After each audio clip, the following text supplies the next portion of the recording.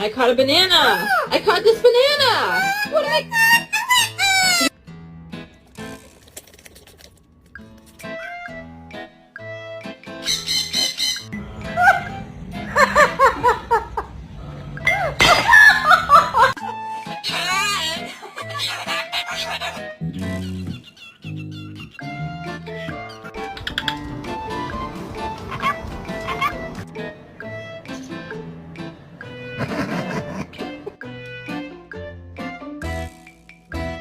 You can't have they're chicken strips.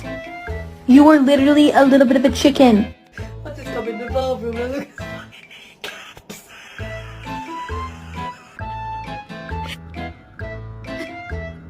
Oh my god, oh my god.